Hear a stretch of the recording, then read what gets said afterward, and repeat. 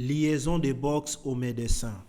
Nous avons vu que quand nous sommes en train de faire le dispatching, je clique par exemple sur envoyer. Dès que je déroule la liste, je vois les différents box que l'hôpital possède. Et puis dans certains box, on voit à droite, c'est indiqué le nom du médecin consultant qui est dans ces box-là, pendant que d'autres sont vides. Comment remplir cela? S'il y a par exemple un box, le box 1, prenons ce cas-là, le box 1 est toujours occupé par un médecin connu. Là, on doit déjà mettre son nom pour que son nom soit indiqué, ça va faciliter les dispatchs. Je clique sur annuler. Je vais le faire à partir du bouton répartition des box en bas.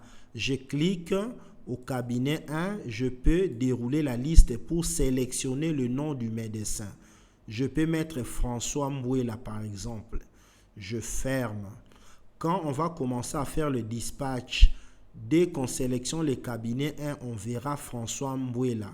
Donc ça va faciliter la tâche pour ne pas se tromper de box. Alors, que faire si le nom d'un médecin ne se trouve pas sur la liste? Cliquons sur annuler. Je viens ici répartition des box. Au cabinet 2, je prends par exemple le docteur Annie.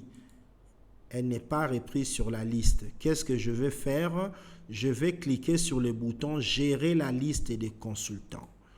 Ça, c'est la liste des consultants qui sont dans la liste déroulante. Alors, ici, on peut supprimer, ou bien ajouter.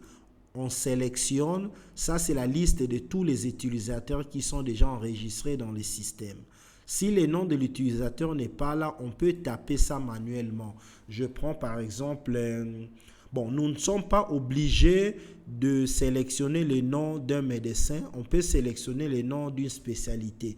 Je mets par exemple les chirurgies, car c'est le box de chirurgie par exemple. Je clique sur fermer.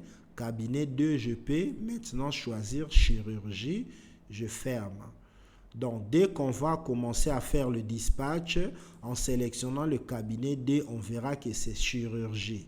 Ça va nous aider à bien faire le dispatch. Aussi, même si dans le cas du cabinet 1, par exemple, le docteur Mbouela, Docteur Mbouela peut ne pas être là et remplacé par un autre médecin.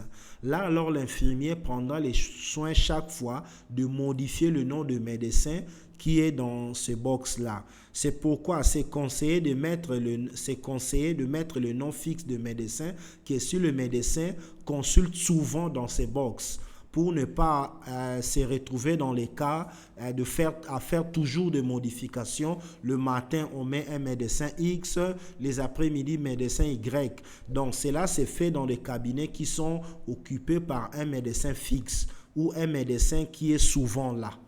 Merci.